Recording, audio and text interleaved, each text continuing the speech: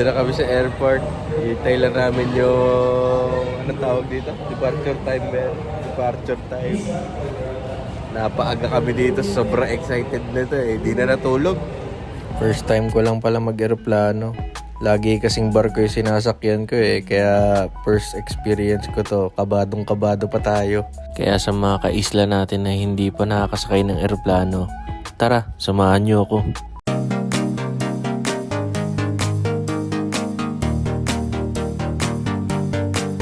Ayan. Ayan kami. Yeah.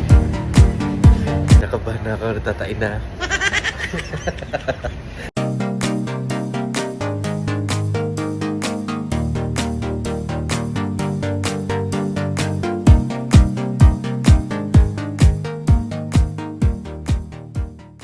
Bago pala kami umalis, tinuruan muna kami ni ate kung paano gamitin yung seatbelt. Akala ko sa leeg ilalagay eh. Tinuruan niya na rin kami kung paano gumamit na itong mask. Meron din palang life jacket dito. Kung sakali mang bumagsak kami sa tubig, di pa naman kami marunong lumangoy. Meron din pala silang pinakita sa amin. Pwede kang umorder ng sisig kung gusto mo. Sisling pa yan. Sabi ni kuya, pag o-order kayo, tawag lang kayo sa akin. So eto, palipad na tayo. Kitang-kita naman yung city view pag nasa taas ka. Masarap yung feeling nung paglipad. Akala mo may ihi ka eh. Pero sana yan lang siguro. Ganito siguro pagka first time talaga.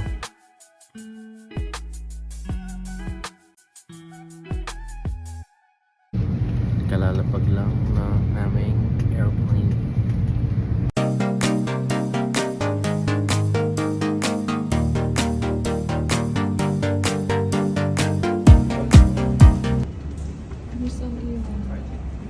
Ayos naman yung flight.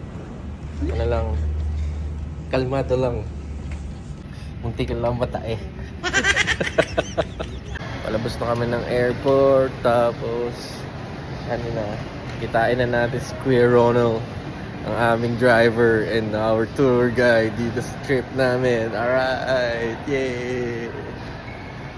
So ayan na, nandyan na kami. Nakasakay na kami sa sasakyan ni Kuya Ronald. Siya ang magdadala sa atin sa mga lugar dito sa Cebu. Dahil di pa kami nagbe-breakfast at umaga, kain muna kami dito sa Mubans. Pagkatapos namin kumain, larga na kami sa una namin destination. Dito na kami sa Cebu. Paano na? Cebu? Opo, first time po namin. Kasama namin si Kuya Ronald. Alright. Siyang sasama sa atin sa buong travel natin dito. Ikaw kuya, di ano, sawang-sawa ka na doon sa mga pupuntahan namin. Oo.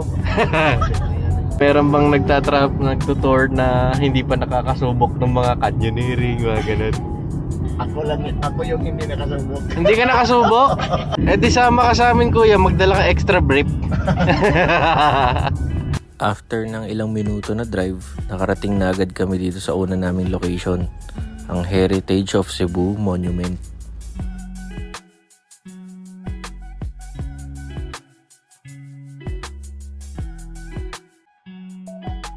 Sa di kalayo ang lugar, nandito naman ang Yap San Diego Ancestral House.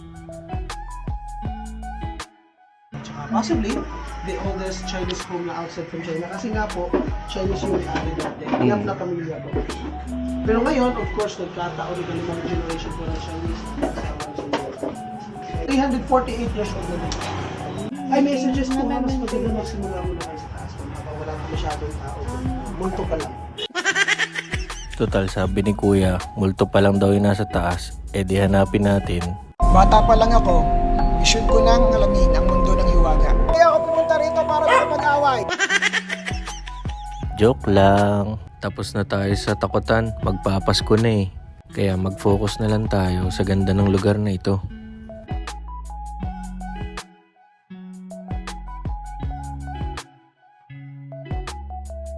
Sabi nila pwede daw gumamit ng gamit pero Pasko na. Yung kabilang kwarto, ganito naman ang itsura. Lahat ng mga bagay na nandun, yung piano lang yung hindi nila pinapahawakan. Kada hakbang mo sa bahay na to, nararamdaman mo kasi luma na yung kahoy.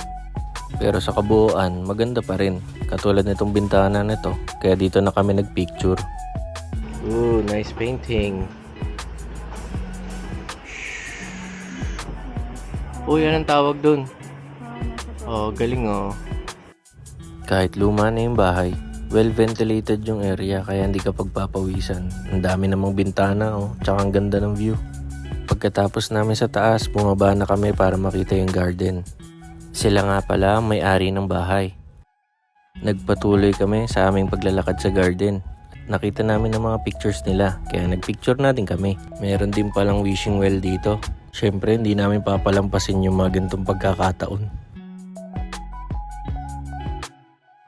Sa pinakadulo ng garden, merong pahingahan. Pagkapagod na kayo, pahinga lang muna kayo dun. Nilibot lang namin yung baba, tapos ayun na, abangan nyo ang mga susunod na video dahil marami pa kaming pupunta na siguradong gusto nyong makita.